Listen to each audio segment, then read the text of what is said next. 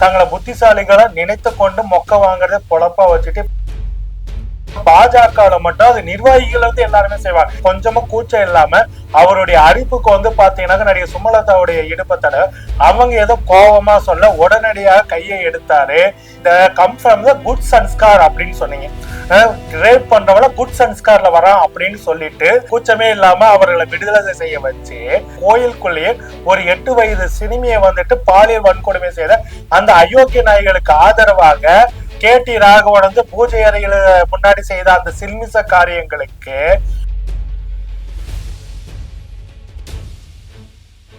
ஒரு தடவை நீங்க அந்த காயத்ரி ரகுராம் அவர்களுக்காக வாய திறந்தீங்களா? திவ்யா சத்யராஜ் அவர்களுக்கு பதில் கொடுக்கறதுக்காக இவ்வளவு தூரம் பேசுன நீங்க கொஞ்சமாவது காயத்ரி ரகுராமுக்கு ஆதரவாக இப்படி எல்லாம் பண்றது தப்புப்பான்னு சொல்லி எல்லாம் பேசுனீங்களா?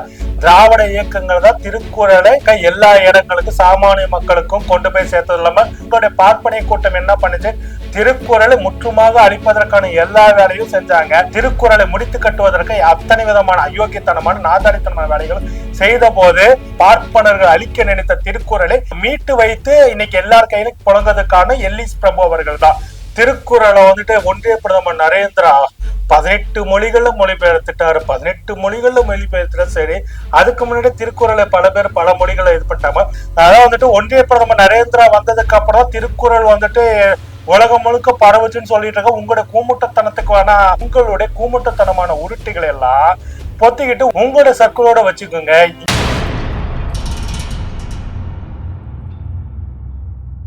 மை சென்னை 360 தோழர்களுக்கு வணக்கம். தோழர்களை இப்பதான் ஒரு வீடியோ பார்த்திருந்தேன். அக்கா வைஜி மதுவந்தி அவர்கள் அவர்களுடைய மூளை வலிமையை காட்டுவதற்காக ஒரு வீடியோ திவ்யா சத்யராஜ் அவர்களுக்கு பதிலடி கொடுக்கற அப்படின்ற பேர்ல வெட்டி பிதட்டலான வீடியோ ஒண்ணு வெளியிட்டு இருந்தாங்க. திமுகவை கேள்வி எழுப்புற அப்படின்னு சொல்லிட்டு தேவையில்லாம அவங்களோட கட்சியில இருக்கக்கூடிய நாராம்சங்களையும் அவங்க கட்சிக்காரங்க செய்த அயோக்கியத்தனங்களையும் பேச வைக்க வேண்டிய நிலைமைக்கு வந்திருக்குது அப்படிதான் சொல்ல முடியும். அதாவது பார்ப்பனர்கள் பாத்தீங்கன்னாக்கா அவங்க ஜீன்லயே ஊறி இருக்கோம், நாங்க தான் இந்த உலகின் மிக சிறந்த அதிமேதாவிகள் சொல்லுவாங்க இல்லைங்களா?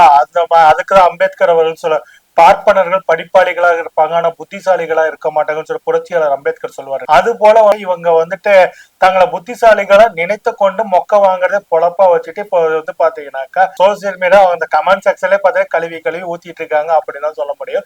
இதுல குறிப்பாக பாத்தீங்கன்னாக்கா திவ்யா சத்யராஜ் அவர்கள் பேசும்போது திமுக பெண்கள் பாதுகாப்பு கொஞ்சம் மற்ற கட்சிகளோட நல்லா இருக்குது அப்படின்னு சொல்லிட்டு பெண்களுக்காக முக்கியத்துவம் கொடுக்கின்ற கட்சியாக இருக்குது அப்படின்றத வெளிப்படையா சொல்லியிருந்தாங்க. அது பாத்தீங்கன்னாக்கா யதார்த்தமான ஒரு விஷயம் தான்.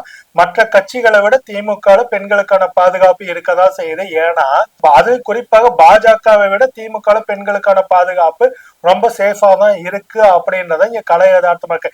இப்ப நான் வெளிப்படையா சொல்றேன், எல்லா கட்சியிலுமே பொறுக்கிங்க பெண்களை தவறா சீண்டக்கூடிய அயோக்கிய நாயை இருக்கதான் செய்வாங்க. எல்லா கட்சியிலுமே இருக்கும்.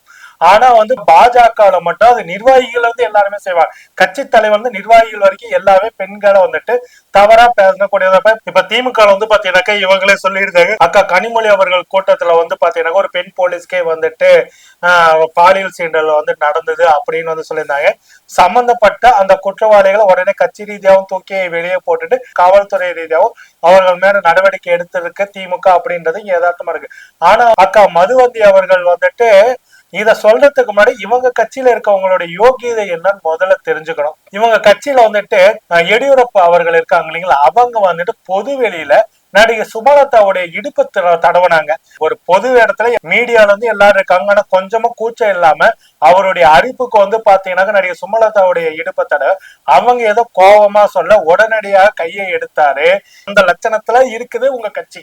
அடுத்து பாத்தீங்கன்னாக்க எல்லாத்துக்கும் தெரியும், பல்கிஸ் பானு விஷயத்துல ரெஸ்லிங் வீராங்கனைகள் மல்யுத்த வீராங்கனைகள் பாலியல் சர்ஜன் அந்த பிரிட்ஜ் பூஷன் சிங் எல்லாம் எப்படி பாதுகாத்தீங்க அப்படின்றத வெளிப்படை தெரியாது. மற்ற கட்சிகளாவது பாலியல் குற்றவாளிகளுக்கு குறைந்தபட்சம் தண்டனையா கொடுத்து அவங்களை கட்சி ரீதியாக நடவடிக்கை எடுத்து அவங்களை தூக்கி போடணும். ஆனா உங்க கட்சி என்னன்னாக்கா பாலியல் குற்றவாளிகளுக்கு பல்கிஸ் பானு விஷயத்துல பாலியல் குற்றவாளிகள் எல்லாத்துக்கும் என்ன சொன்னீங்க? Come from the good sanskar அப்படின்னு சொன்னீங்க. ரேப் பண்றவள குட் சன்ஸ்கார்ல வரான் அப்படின்னு சொல்லிட்டு கூச்சமே இல்லாம அவர்களை விடுதலை செய்ய வச்சு அவர்களுக்கு வந்து பாத்தீங்கன்னாக்கா ஊர் முழுக்க மாலை போட்டு வரவேற்கிறீங்க. காஷ்மீர்ல கத்துவால வந்து பாத்தீங்கன்னாக்கா கோயிலுக்குள்ளேயே ஒரு 8 வயது சிறுமியை வந்துட்டு பாலியல் வன்கொடுமை செய்த அந்த அயோக்கிய நாய்களுக்கு ஆதரவாக பாஜக காரர்கள் தேசிய கொடி எடுத்து வைத்துக் கொண்டு பாரத் மாதா கி ஜெய் போட்ட கேடுகட்ட கோஷ்டி தானே உங்க கோஷ்டி. அதையெல்லாம் மறந்துடியே தமிழ்நாட்டுக்குள்ளே எடுத்துக்கோமே. டாஸ்மின்னு சொல்லிட்டு ஒரு பச்சை பொறுக்கி நாய் ஒண்ணு, அவன் வந்து பாத்தீங்கன்னாக்கா அண்ணாமலையோட க்ளோஸ். அந்த நாய் வந்து பாத்தீங்கன்னாக்கா ஒரு எஜுகேஷன் இன்ஸ்டிடியூட் நடத்திட்டு இருக்க. வறுமையில இருக்க மாணவிகள்கிட்ட அவன் என்ன சொல்லி இருக்கிறான், நீ படிக்கணும்னா படுன்னு சொன்னவன் அந்த டாஸ்மின். அவன் வந்து பாத்தீங்கன்னா அண்ணாமலைக்கு க்ளோஸ், எல்முருகனுக்கு க்ளோஸ்.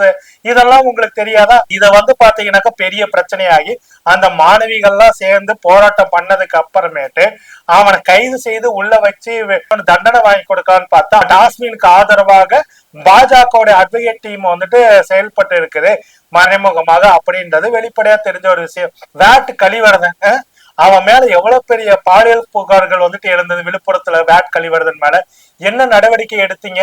ஒண்ணுமே இல்லையே. KT ராகவன் வந்து பூஜை அறையில முன்னாடி செய்த அந்த சில்மிச காரியங்களுக்கு ஒரு கமிட்டியை வந்து நீங்க போட்டிருந்தீங்க. அப்ப தினமலர்ல வந்து பாத்தீங்கன்னாக்க ஒரு செய்தி வெளியே வந்தது, கிட்டத்தட்ட 300க்கும் மேற்பட்ட பாஜக நிர்வாகிகள் வந்து பாலியல் குற்றங்கள் வந்துட்டு இருக்குது. இதெல்லாம் பாத்தீங்கன்னா விசாகா கமிட்டி வைத்து விசாரிக்கணும்னு சொல்லிட்டு ஒரு நியூஸ வந்து போடுறாங்க. அதுக்கப்புறமேட்டு வந்து பாத்தீங்கன்னா அந்த நியூஸை மறக்கடிக்கிற மாதிரி வேலைகள் வந்து செய்யறீங்க. அதே மாதிரி வந்து KT ராகவன் விஷயத்துல ஒரு கமிட்டியை வந்து போட்டாங்க. அந்த கமிட்டியோட அறிக்கை என்ன ஆச்சு ஏதுன்னு எதுவுமே தெரியல. அது கடைசியில வந்து பாத்தீங்கன்னா மதன் வந்துட்டு வீடியோ வெளியிட்டு அதெல்லாம் சும்மான்னு சொல்லிட்டு அந்த கமிட்டியில இருந்த பெண்ணே சொல்ற அளவுக்கு வந்துட்டு படு மோசமாக நடந்து கொண்டதான் உங்களுடைய கட்சி. KT ராகவனால அந்த வீடியோக்கள்ல பாதிக்கப்பட்ட பொண்ணோட நிலைமை என்னாச்சுன்றது இன்னைக்கு வரைக்கும் வெளியில யாருக்குமே தெரியல. அந்த அளவுக்கு மோசமா போயிருக்குது அப்படின்னு சொல்ல முடியும். அதுக்கு அடுத்து வந்து பாத்தீங்கன்னாக்கா இப்ப சமீபத்திலேயே 14 வயசு சிறுமியை வந்துட்டு துப்பாக்கி முனையில காட்டி பாலியல் வன்கொடுமை செஞ்சிட்டு இருக்கா ஒரு அயோக்கிய நாய். அவன் பேர் வந்து நீலகண்டன், பேருக்கு ஏத்தமா நீலகண்டன். அந்த அயோக்கிய நாய் வந்து பாத்தீங்கன்னாக்கா 15 வயசு பொண்ணுக்கு பாலியல் தொந்தரவு கொடுத்து அவனை போக்சோ வழக்குல அவன் மேல கம்ப்ளைண்ட் ரேஸ் பண்ணி கிட்டத்தட்ட அந்த பொண்ணை வந்துட்டு துப்பாக்கி முனையில காட்டி மிரட்டி அடிப்படைய வச்சிருக்கிறான். அதுக்கெல்லாம் வந்து பாத்தீங்கன்னா போக்சோ வழக்கு போட்டு அவனை தேட ஆரம்பிச்சு அவன் கடைசியில் மும்பையில போயிட்டு பாஜக நிர்வாக கூடத்தை வந்து இது பண்ணிட்டாங்க. இவனுங்களெல்லாம் பாதுகாத்து இவனுக்கு பாஜகவுடைய வழக்கறிஞர் அணி மறைமுகமா உதவிட்டு இருக்குது. அதே போலதான் மதுரையில வந்துட்டு உங்க பாஜகவுடைய பொருளாதார பிரிவு தலைவரா இருந்த MS ஷா இந்த 15 வயசு குழந்தைக்கு வந்துட்டு பாலியல் வன்கொடுமை செய்த குற்றத்துக்காக போக்சால உள்ள தூக்கி போட்டிருக்கிறாங்க. அது மட்டுமா, திண்டுக்கல்ல மேற்கு மாவட்ட செயலாளராகவும் தொப்பம்பட்டி மேற்கு மண்டல பார்வையாளராகவும் இருந்த மகுடீஸ்வரர் அப்படின்ற ஒரு நபர் வந்து பாத்தீங்கன்னாக்கா குடி போதையில ஒரு பெண்ணை வந்துட்டு பாலியல் வன்கொடுமை செஞ்சு அவனையும் உள்ள தூக்கி போட்டிருக்கிறாங்க. இவங்களை எல்லாம் வந்து பாத்தீங்கன்னா உங்க கட்சி தலைமை அது எல்முருகன் காலத்திலயும் சரி அண்ணாமலை காலத்திலயும் சரி ரொம்பவே பாதுகாத்தாங்க அப்படின்னு சொல்லி. எல்லாத்தோட முக்கியம் நீங்க வந்துட்டு உங்க சமூகத்தை சேர்ந்த பெண் அக்கா காயத்ரி ரகுராமுக்கு உங்களுடைய முன்னாள் தலைவர் உங்கள் அபிமான தம்பி அண்ணாமலை அவர்களுடைய வார் ரூமை வைத்து கொண்டு காயத்ரி ரகுராமுக்கு எந்த அளவுக்கு வந்து டார்ச்சரை கொடுத்தாங்க, கொடுமைகளை செய்தாங்க, சித்திரவதை செய்தாங்க. இது குறித்தெல்லாம் அவங்களே இது பண்ண பல வீடியோக்களை பண்ணாங்க. ஒரு தடவை நீங்க அந்த காயத்ரி ரகுராம் அவர்களுக்காக வாயை திறந்தீங்கன்னா இங்க இருக்கக்கூடிய முற்போக்காளர்கள் தான் காயத்ரி ரகுராமுக்கு அண்ணாமலையோட வார் ரூமால வந்த பிரச்சனைக்கு குரல் கொடுத்தவங்க இங்க இருக்கக்கூடிய முற்போக்காளர்கள் கொடுத்தாங்களே தவிர நீங்க ஏன் வாயவே திறக்கல? நீங்க ஏதாவது அதை பத்தி வீடியோ போட்டீங்களா? திவ்யா சத்யராஜ் அவர்களுக்கு பதில் கொடுக்கறதுக்காக இவ்வளவு தூரம் பேசுன நீங்க கொஞ்சமாவது காயத்ரி ரகுராமுக்கு ஆதரவாக இப்படி எல்லாம் பண்றது தப்புப்பான்னு சொல்லி ஏதாவது பேசுனீங்களா? டெய்ஸி திருச்சி சூர்யா விவகாரத்துல நீங்க என்ன நிலைப்பாடு எடுத்தீங்க? கடைசியில வந்து பாத்தீங்கன்னா சமாதான போக்குல வந்துட்டு இது பண்ணி கடைசியில வந்து பாத்தீங்கன்னா அவன் வந்துட்டு வேற மாதிரி போயிட்டு இருக்கு அந்த பிரச்சனை. அது விடுங்க. ஏன்னா அவன் திருச்சி சூர்யா ஒரு சில்லற பையன், அந்த சில்லற பையன் வேற ரூட்ல போயிட்டு இன்னைக்கு வந்து பாத்தீங்கன்னா அட்ரஸ் இல்லாம ஆயிட்டான். அது வேற பிரச்சனை. ஆனா வந்து பாத்தீங்கன்னாக்கா இந்த விஷயத்தெல்லாம் நீங்க என்னத்த செஞ்சு கிழிச்சிங்க? அவ்வளவு அருவருப்பாக உங்க கட்சியில இருக்கக்கூடிய பெண்ணை திருச்சி சூர்யா வந்துட்டு அங்கேயே இருக்கும் போது அவ்வளவு ஆபாசமா அருவருப்பாவும் பேசினானே. அப்பெல்லாம் மெரினா பீச்சுக்கு போறதுக்கு கூட பல பேர்த்துடைய காதுகள் கூசுற அளவுக்கு ரொம்ப மோசமாக அவன் வந்து பேசியிருந்தானே அந்த பீச்சை வச்சுக்கிட்டு. அப்பெல்லாம் நீங்க என்னத்த பண்ணிட்டு இருந்தீங்க அப்படின்னு தான் நம்மளுடைய கேள்வியா இருக்குது. அதே மாதிரி அண்ணா நகர் சிறுமி பாலியல் வன்கொடுமை வழக்குல அதிமுக நிர்வாகி நிறைவேற்றுவதற்காக அதிக வேலைகளை செய்தது பாஜக நிர்வாகி. அது யாருனாக்கா இதே பொருளாதார பிரிவை சேர்ந்த எம்.எஸ். ஷா தான் அந்த வேலையை பண்ணிருக்கிறாங்க. அது மட்டும் இல்ல, உங்க உள்துறை அமைச்சருடைய லட்சணம் என்ன தெரியுங்களா? பெண்ணை வந்துட்டு தனிப்பட்ட முறையில வேவு பார்த்த விஷயம் வந்துட்டு குஜராத்ல நடந்த ஒரு கேடுகட்ட சம்பவம் எல்லாம் இருக்கு. இதெல்லாம் வந்து பாத்தீங்கன்னா கிளற ரொம்ப அசிங்கமா இருக்கும் அப்படின்னு சொல்லிக்கிறீங்க. பெண்கள் விஷயத்துல இந்த லட்சணத்துல இருக்கு உங்க பாஜக. ஆனா நீங்க அடங்குறீங்களா? அடங்கின பாட்டுக்கான அடுத்து வந்துட்டு என்ன சொல்றீங்க? திருக்குறளை வந்துட்டு பெரியார் வந்துட்டு ரொம்ப அவமதிப்பு செஞ்சுட்டாங்க. நீங்க திருக்குறளையும் போட்டுக்கோ, பெரியார் படத்தையும் போட்டுட்டு இது பண்ணீங்க அப்படின்னு சொல்லி திருக்குறளை பெரியார் என்ன சொன்ன? ஆமா, திருக்குறளை பெரியார் தவறாக எதுவும் பேசல, தவறாக புரிந்து கொண்ட நாட்கள் இருந்தது. அதுக்கும் காரணம் என்னன்னாக்கா பரிமேலழகர் உரையை படித்து விட்டு பரிமேலழகர் திருக்குறளை பார்ப்பனிய சிந்தனையோட வந்து பாத்தீங்கன்னாக்கா அதை வந்துட்டு அதுக்கான திருக்குறளுக்கு உரை எழுதியிருந்தா அந்த உரையை படிச்சுட்டு பெரியார் அவர்கள் வந்து பாத்தீங்கன்னா திருக்குறள் மீது ஒரு தவறான அபிப்பிராயம் வைத்திருந்தார் தான்.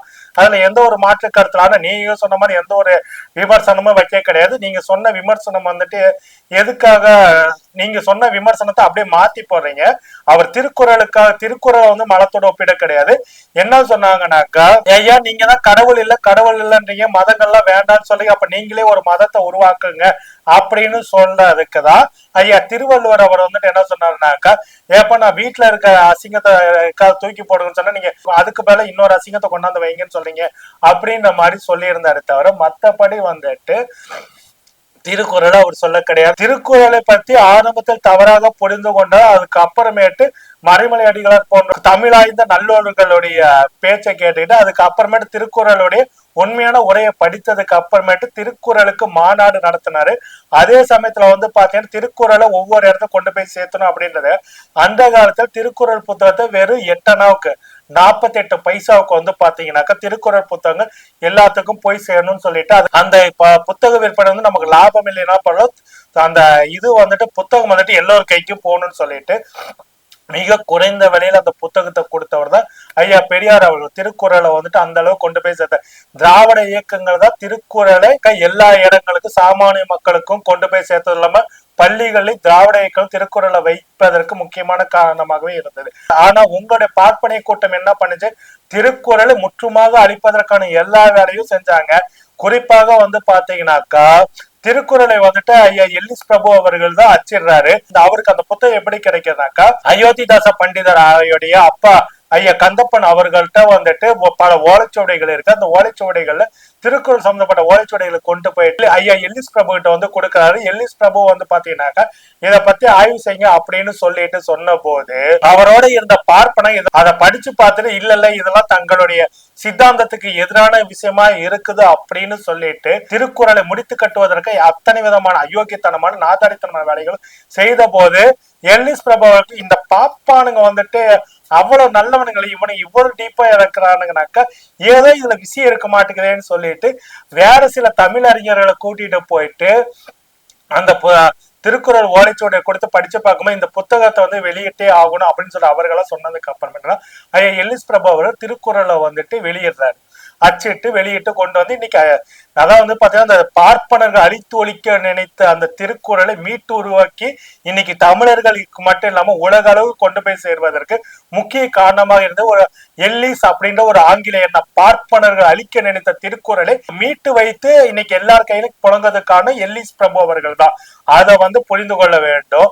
அந்த அளவுக்கு அயோக்கியத்தனமான வேலைகளை வந்து செய்தவர்கள் தான் உங்களுடைய முன்னோர்கள். ஓகேங்களா? அப்புறமேட்டு நீங்க வந்து சொல்றீங்க திருக்குறளை வந்துட்டு ஒன்றிய பிரதமர் நரேந்திரா 18 மொழிகள்ல மொழிபெயர்த்துட்டாரு. 18 மொழிகள்ல மொழிபெயர்த்துட்டா சரி, அதுக்கு முன்னாடி திருக்குறளை பல பேர் பல மொழிகளை இது பண்ணிட்டாங்க. உலகத்திலே அதிக மொழிகள்ல வந்து மொழிபெயர்க்கப்பட்ட புத்தகங்கள் 2 தான். ஒண்ணு வந்து பைபிள், அடுத்து வந்து திருக்குறள். ஏதோ அவர் தான் வந்து 18 மொழிகளை மொழிபெயர்த்த. அதுக்கு முன்னாடி திருக்குறள் பல மொழிகள்ல பல இடங்கள்ல போயிடுச்சு. ஏதோ புதுசா நீங்க வந்துட்டு இது பண்ண. அதே போல வந்து பாத்தீங்கன்னாக்கா அதான் வந்துட்டு ஒன்றிய பிரதமர் நரேந்திரா வந்ததுக்கு அப்புறம் தான் திருக்குறள் வந்துட்டு உலகம் முழுக்க பரவுச்சுன்னு சொல்லிட்டு இருக்க. உங்களோட கூமுட்டத்தனத்துக்கு வேணா புதுசா இருக்கலாம். ஆனா அதுக்கு முன்னாடி திருக்குறள் உலக அளவுல பரவி போய் கடந்தது அப்படின்றத இங்க வரலாற்று யதார்த்தமாவே இருக்கு. ஆனா உங்க நம்பிட்டு இருக்க கூமுட்டைங்களுக்கு வேணா உங்களுக்கு கூமுட்டுத்தனமான கருத்துக்களை சொல்லலாம். ஆனா இதையெல்லாம் கொண்டாந்து இங்க வந்து நிறுத்தினீங்கன்னாக்கா தமிழ்நாட்டு மக்கள் விட மாட்டாங்க அப்படின்னு பார்த்தா உங்களுடைய மூல வலிமை என்னன்றது எங்களுக்கு தெரியும். உலக மக்கள் தொகை மக்கள் எல்லாத்தையும் நீங்க சொன்னதை வைத்து எங்களுக்கு தெரியும். அதனால வந்து பாத்தீங்கன்னா உங்களுடைய கூமுட்டத்தனமான உருட்டுகள் எல்லாம் பொத்திக்கிட்டு உங்க ஆட்கள்கிட்ட வச்சுக்கோங்க, உங்களோட சர்க்கிளோட வச்சுக்கோங்க. இங்க வந்துட்டு பொது வெளியில வந்து சொன்னீங்கன்னாக்கா அசிங்கப்பட்டுதான் போவீங்க அப்படின்னு தான் சொல்லிக் கொள்கிறோம். இப்படி அக்கா மதுவந்தி அவர்கள் வந்து பாத்தீங்கன்னா உருட்டு இன்னும் சில விஷயங்களை வந்து உருட்டி இருக்காங்க. அது இன்னும் கொஞ்சம் இன்ட்ரெஸ்டான உருட்டுகளா இருக்குது. அதை அடுத்த வீடியோல பார்ப்போம் தொடர். தமிழக மக்கள் வந்து ரொம்ப தெளிவாதான் இருப்பாங்களே தவிர்த்து இது அயோத்தி மாதிரி ஆக்கலாமே, இதுல என்ன தவறுன்னு கேக்குறாருன்னா அப்ப அவர் எந்த அளவு இவருக்கு அறிவு இருக்கு நயினார் நாகேந்திரன் அவர்களுக்குன்னு இதுலயே மக்கள் தெளிவா புரிஞ்சிருப்பாங்க. அப்ப நீங்க என்ன சொல்ல வரீங்க? நேரடியா நாங்க அப்படிதான் பண்ணுவோம், நாங்க பிஜேபியை உள்ள நுழைக்கிறதுக்கு RSS மூலமா எல்லா காரியங்களையும் நாங்க இதெல்லாம் வந்து ஒரு சின்ன சின்ன சின்ன விஷயங்கள் அப்படியே குட்டி குட்டியா அரிச்சு அப்படியே பெரிய பூதாகரமா ஆக்கி அதுல ஒரு சந்தோஷப்படுறதுதான் பிஜேபியோட நோக்கம். என்னன்னா தமிழக மக்களுடைய நிம்மதியை கெடுக்கும்.